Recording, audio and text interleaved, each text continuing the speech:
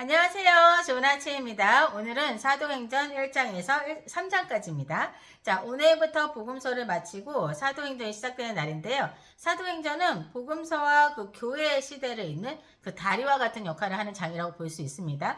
자, 누가는 지금 사도행전 1장 1절에서 데오빌로요. 내가 먼저 쓴 글에는 무릇 예수께서 행하시며 가르치시기를 시작하신부터 라는 말로 시작을 하고 있어요. 그러니까 지금 이 사도행전이 누가복음의 연장선임을 알 수 있겠죠. 왜냐하면 누가복음도 이 데오빌로 가카이게 하면서 시작을 했지 않습니까? 자, 그럼 이 데오빌로라는 사람은 제가 전에도 말씀드렸지만 로마의 고위 간직에 있는 이방인이거든요. 이 이방인에게 이 이방인인 그 데오빌로라는 사람은 예수님을 믿는 그런 사람으로 예수님에 대해 더 많이, 더 자세히 알고 싶었던 것 같아요. 그래서 누가는 자기가 현지에 가서 직접 취재한 것들, 그리고 예수님의 최측근 제자들, 예수님의 어머니, 그리고 예수님의 그 이적과 많은 것을 보고 듣고 직접 경험한 사람들을 직접 만나서 막 인터뷰한 내용을 싹 다 정리해서 데오빌로에게 전해주고자 했던 거죠. 자, 누가는 누가복음을 통해서 예수님께서 행하시고 가르치신 일을 기록했다면 지금 사도행전에서는 예수님께서 그가 택하신 12제자에게 성령으로 명령한 것과 또 하늘로 승천하신 날까지의 그 기록을 일일이 기록했음을 지금 서론에 거론하고 있습니다. 자, 누가는 정확하게 예수님이 부활하시고 40일 동안 제자들뿐 아니라 여러 사람들에게 나타나시고 많은 증거로 친히 살아계심을 나타냈다라고 말하고 있는데요. 예수님은 사도들에게 함께 모여있고 예루살렘을 떠나지 말고 아버지께서 약속하신 것을 기다려라 라고 하셨는데요. 이 약속은 너희는 몇 날이 못 되어 성령으로 세례를 받을 것이다 라는 약속이었던 거죠. 자, 이 말은 제자들에게 새로운 시작을 알리는 그 예언과도 같았던 건데요. 이제 율법의 시대가 아니라 성령의 시대가 열린다는 그런 뜻이었던 겁니다. 자, 근데 이 얘기를 하실 때 제자들은 여전히 주여 이스라엘 나라를 회복하실 때가 이때이니까? 라고 물어요. 그러니까 그들은 아직도 예수님이 그러니까 정치적으로 이제 왕으로 오실 그 정치적 왕국을 세울 거라고 생각했던 것 같아요. 그러니까 제자들을 보면 진짜 우리와 똑같다. 그러니까 우리가 가지고 있는 생각이나 또 우리가 바라는 그것을 쉽게 버리지 못하지 않습니까? 그런 모습이 지금 제자들에게도 나오는 거 아닌가라는 생각이 좀 들더라고요. 자, 어쨌든 이제 예수님은 이 제자들의 이런 말을 듣고 때와 시기는 너희가 알 바 아니오. 오직 성령이 너희에게 임하시면 너희가 권능을 받고 예루살렘과 온 유대와 사마리아와 땅끝까지 내 증인이 되리라 라고 말씀을 하시거든요. 누가는 지금 사도행전이 단순히 교회의 역사로 기록된 게 아니라 증인의 역사로 기록하고 있는 거예요. 즉 성령을 받은 사람은 세상 끝까지 복음을 증거하는 사람으로 살아가야 한다라는 메시지가 담겨져 있는 거죠.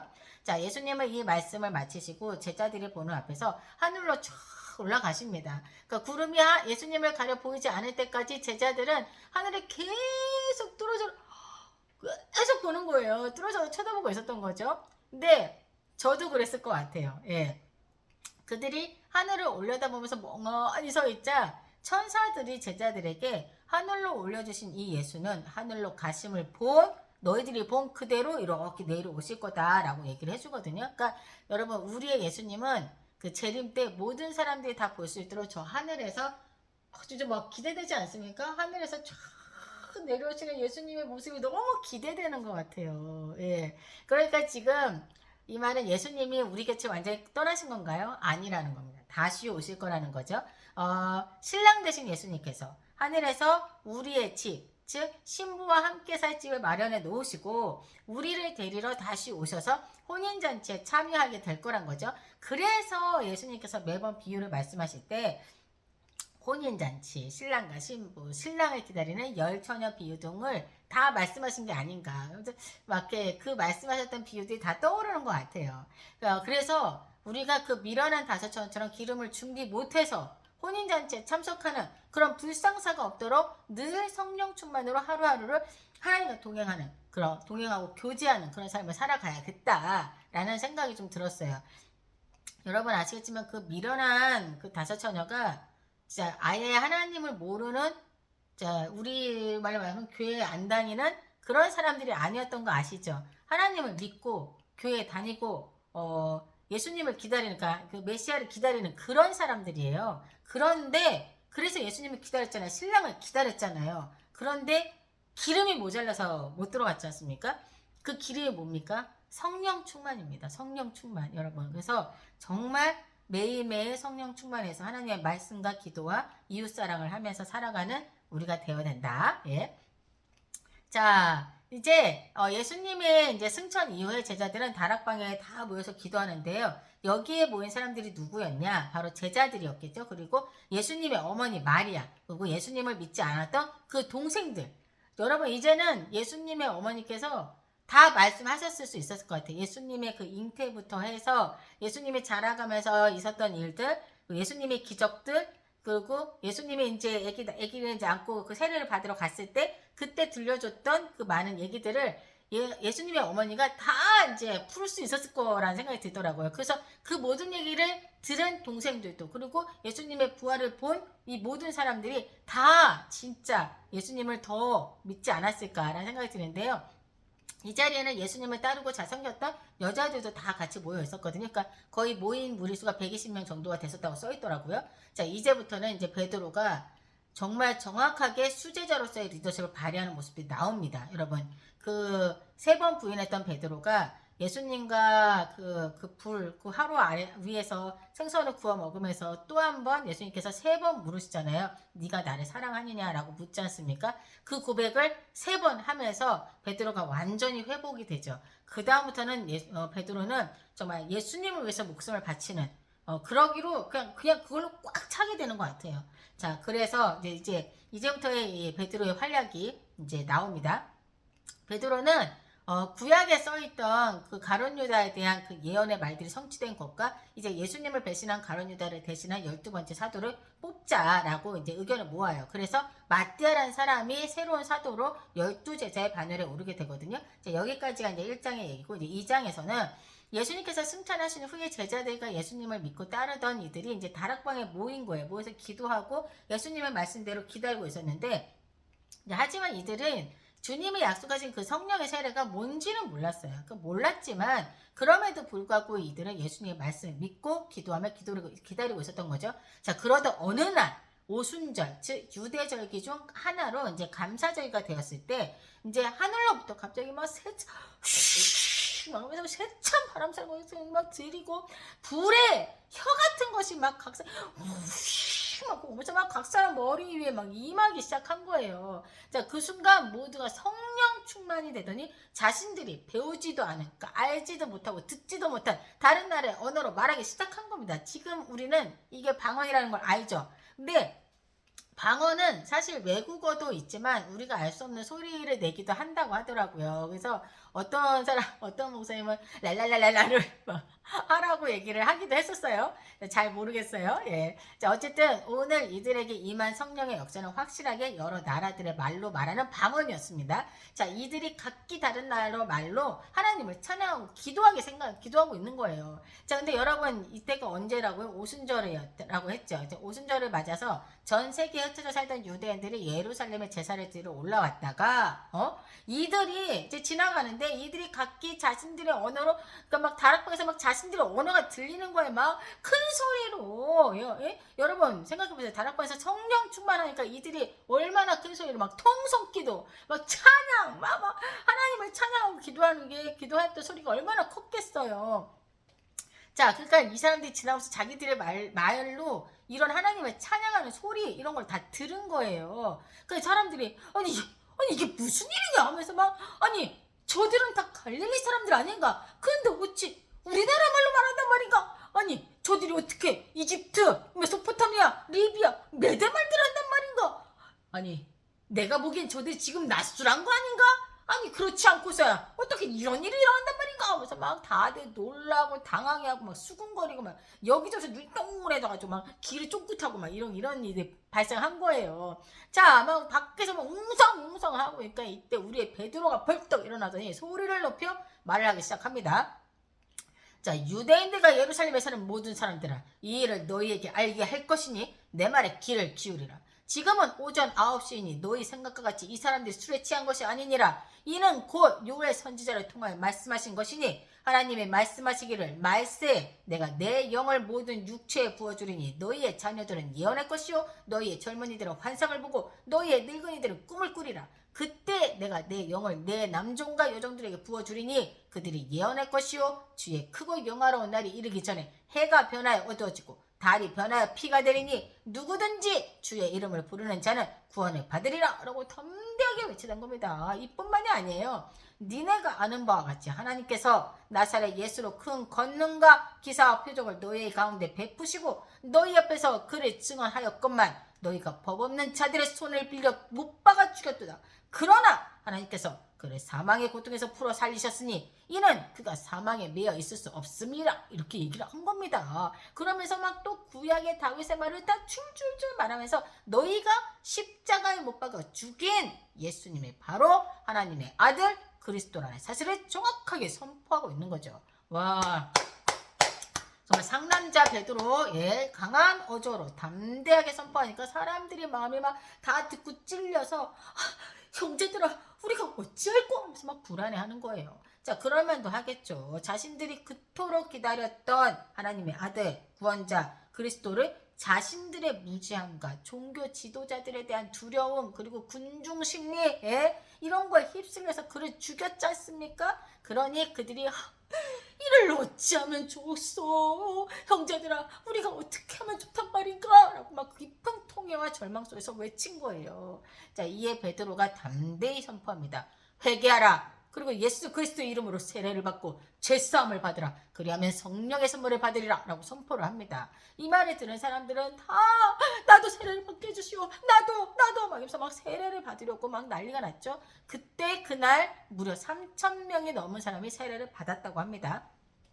자, 그리고 이들은 사도의 가르침을 받아서 서로 교제하고 떡을 떼며 오로지 기도하기에 힘썼다라고 하는데 이뿐만이 아니에요. 예수님의 제자들은 이제 예수님으로부터 받은 성령의 능력으로 많은 기사와 표적이 나타났고 그로 인해 사람들이 두려워했다라고 써있거든요. 그러니까 예수를 그리스도로 믿는 사람들은 자신의 재산과 소유를 다 팔아서 각 사람의 필요를 따라 나눠주고 모이기를 힘쓰고 함께 교제하고 하나님을 찬양하는데 이들은 많은 백성들에게 본이 되고 칭송을 받았고 주께서 구원받는 사람들을 날마다 더하게 하셨다라는 사실을 누가는 지금 기록을 하고 있습니다. 자, 3장에서는 성령의 능력이 임한 제자들이 예전에 예수님께서 하신 그 길을 걷는 모습을 우리가 보게 되는데요. 정말 감동이더라고요. 자, 1절에 제9시 기도 시간에 라고 적혀 있는데 이거는 오후 3시를 말하는 거예요. 그러니까 저는 이거 성경을 가끔 읽을 때 그냥 우리나라 말로 번역했으면 그냥 우리가 알아듣기 쉽게 그냥 오후 3시라고 적으면 좋을 텐데 이걸 꼭 9시라고 적어가지고 이 9시가 도대체 몇 시야? 하면서 막 찾아보게 하고 막 이런 도대체 왜 이렇게 번역을 한 걸까라는 아쉬움이 좀 생겼습니다. 자, 어쨌든 오후 3시 이 시간에 기도하는 시간인가 봐요. 그러니까 유대인 사람들은 아침에 오후에 저녁에 이렇게 하루 3번을 기도를 했는데 베드로와 요한이 이제 기도하러 성전에 올라가는데 이때 나면서부터 걷지 못하던 자를 사람들이 들것에 메고 와서 성전 미문 쪽에 내려놓고는 그 구걸하는 그 동정 통로를 갖다 놓은 거죠. 자, 이날은 이제 베드로와 요한이 이 사람의 눈에 들어온 거예요. 그래서 그에게 다가갑니다. 자, 그 사람은 뭐라도 좀 얻을까 싶어서 뭐 좀 주시려나? 뭐 이러고 있었던 거죠. 자, 그럼 이제 베드로와 요한이 이제 이 사람한테 가서 이제 딱 얘기를 하는 거예요. 은과금은 내게 없거니와 내게 있는 것으로 너에게 주노니 곧 나사렛 예수 그리스도 이름으로 일어나 걸으라 라고 얘기한 겁니다. 그러는 동시에 이 베드로가 그 사람의 오른손을 탁 잡아서 탁 이렇게 세운 거예요. 자, 그러자 그의 발과 발목에 힘이 빡 들어가더니 그러더니 진짜 쓴 거예요. 서가지고 그 사람이 스스로 깜짝 놀라. 너무 깜짝 놀라서 걸어봐. 그러더니 막 뛰어봐. 뭐 이러면서 막 성전에 뛰어다니고 하면서 막 하나님을 찬송하고 막 난리가 나죠. 안 나갔습니까? 안 나는 게 이상한 거지. 그러니까 사람들의 이목이 중요하지 않아. 뛰고 방방 뛰고 걷고 자기 다리를 보고 막 완전 뛰고 걷고 난리가 난 거죠. 그러니까 마음껏 하나님께 감사와 찬양을 할 만하지 않습니까? 자, 그러자 많은 사람들이 그가 원래부터 못 걷던 자라는 걸 알았기에 이 일어난 일을 보고 막 모두가 심히 놀랍게 놀라웠다라고 써 있어요. 그래서 서로가 아니 이보게 저 사람 저기 맨날 저기 앉아서 구걸하던 그 자 아닌가? 맞아. 이 사람 그 자 맞아. 이거 도대체 어떻게 된 일이야? 근데 지금 저자가 좀 저렇게 뛰어다니고 있단 말인가? 아니 이게 어떻게 된 일인가? 이보게 십자가에 달려 죽으신 그 예수의 제자들 저자들 말이야. 베드로와 요한이 저자를 고쳤다네. 아니 이게 어떻게 된 일인가? 막 사람들이 다들 놀라가지고 가보시죠. 그래서 막 베드로하고 요한에게 막 다 몰려든 거예요. 그러니까 베드로가 그러니까 왜들 놀라느냐? 이 일을 우리가 한 줄 아느냐? 아니다. 이 사람을 낫게 한 것은 너희가 십자가에 못 박은 예수 그리스도의 이름이다! 라고 막 말한 겁니다. 예. 자, 우리 여러분, 베드로의 여자 한번 들어보십시오. 베드로 어부였어요, 여러분. 근데 그가 말하는 저 말들을 한번 들어보십시오. 아브라함과 이삭과 야곱의 하나님, 곧 우리 조상의 하나님이 그의 종 예수를 영화롭게 하셨느니라. 너희가 그를 넘겨주고 빌라도가 놓아주기로 결의한 것을 너희가 그 앞에서 거부하였으니 너희가 거룩하고 의로운 일을 거부하고 도리어 살인한 사람을 놓아주기를 구하여 생명의 주를 죽였도다. 그러나 하나님이 죽은 자 가운데서 그를 살리셨으니 우리가 이 일의 증인이라. 그 이름을 믿음으로 그 이름이 너희가 보고 아는 이 사람을 성하게 하였나니 예수로 말미암아 난 믿음이 너희 모든 사람 앞에서 이같이 완전히 낫게 하였느니라. 와, 자, 그러면서 형제들아 너희가 알지 못하여서 그리하였으며 너희 관리들도 그러한 줄 내가 아노라. 그러나 하나님의 모든 선지자의 입을 통하여 자기의 그리스도께서 고난 받으실 일을 미리 알게 하신 것을 이와 같이 이루셨느니라. 그러므로 너희가 회개하고 돌이켜 너희 죄 없이 함을 받으라. 이같이 하면 새롭게 되는 날이 주 앞으로부터 이를 것이요 또 주께서 너희를 위하여 예정하신 그리스도 곧 예수를 보내시리니 하나님이 영원 전부터 거룩한 선지자들의 입을 통하여 말씀하신 바 만물을 회복하실 때까지는 하늘이 마땅히 그를 받아두리라. 그러면서 얘기를 하는 겁니다. 정말 우리의 배 선생님 정말 너무 말 잘하지 않습니까? 예? 자, 이어서 구약의 모세 선생님이 말씀하신 그 말씀까지 다 소환해 오는 거예요. 모세가 말하기를 주 하나님이 너희를 위하여 너희 형제 가운데서 나 같은 선지자 하나를 세울 것이니 너희가 무엇이든지 그의 모든 말을 들을 것이라. 누구든지 그 선지자의 말을 듣지 아니하는 자는 백성 중에서 멸망받으리라 하였고 또한 사무엘 때부터 이어 말한 모든 선지자도 이때를 가리켜 말하였느니라. 와, 대박이지 않습니까? 우리의 베드로 단순히 무식하고 거친 바다 남자인 줄 알았더니 이제는 모든 것을 생각나게 하시고 깨닫게 하시는 성령님이 함께 하시니까 이 모든 말들로 사람들에게 단호하면서도 강하게 하나님의 말씀을 그리고 지금 우리 주 예수 그리스도에 대해 증언하고 있는 겁니다. 정말 너무 멋지다 라는 생각이 들더라고요. 자, 오늘 본 사도행전 1장부터 3장까지의 내용은 예수님 승천 이후 제자들에게 약속하신 그 성령님의 시대가 열리는 모습을 우리에게 보여주는 게 아닌가라고 싶은데요. 베드로가 날 때부터 걷지 못한 자에게 말한 거 뭐였죠? 은과 금은 내게 없지만 내게 있는 예수 그리스도의 이름을 너에게 주노라 라고 말한 이 말이 뭐랄까 저를 정말 굉장히 좀 꽉 차게 만든다라는 생각이 들었거든요. 뭐 저도 금가운이 뭡니까? 막 충분한 재정도 없고 뭐 저는 가진 게 없어요. 아니요, 가진 거 많습니다. 이 집부터 해서 차부터 해서 모든 걸 제공해 주신 우리 하나님 감사합니다. 하지만 이거보다 더 중요한 게 뭔지 아십니까? 제 안에 예수 그리스도의 이름이 있다라는 겁니다. 예. 그거 하나면 모든 게 끝난 거 아닙니까? 그래서 제가 행복하고 제가 지금 욕심이 많이 없어요. 돈 안 해요. 예. 예전에 제가 아니에요. 돈 안 하고 그냥 없는 와중에서도 돕고 싶고 나누고 싶고 그 마음이 점점 풍성해지는 저를 보게 되는 것 같아요. 예수님 덕분에 제가 진짜 하나님의 형상을 닮은 모습으로 아주 조금씩 얼마큼씩 변해가고 있구나라는 생각이 들더라고요. 근데 사실 많이 변했어요. 예전에 제가 아니에요. 제 시간을 사용하는 거를 봐도 그렇고 제 머릿속에 있는 거 그러니까 모든 게 정말 너무 많이 변했어요. 그게 저도 증인입니다. 예. 자, 어쨌든 오늘 여러분들 속에도 예수 그리스도가 계신지 한번 묻고 싶고 예수 그리스도가 있다면 저들의 모습처럼 내 것을 다 내어놓고 함께 나누는 삶의 모습으로 바뀌게 되지 않을까. 자, 오늘 하루도 예수님과 함께 나눔과 베품의 삶을 사는 여러분들 되시길 기도합니다. 자, 함께 기도하겠습니다. 자, 하나님 감사합니다. 오늘 하루도 함께 해주심에 감사드리고 우리 제자들의 모습을 통해서 성령님이 임재하시면 우리에게 함께 하심으로 인해서 우리가 우리의 힘이 아닌 성령님의 힘으로 그 모든 것들을 할 수 있음을 보여주셨습니다. 성령님 함께 해주시고 저희 또한 예수님을 닮아가는 그런 모습을 살아가는 제자의 삶을 살아갈 수 있도록 함께 해주시옵소서. 이 모든 말씀 우리 주 예수 그리스도 이름으로 기도드립니다. 아멘. 감사합니다.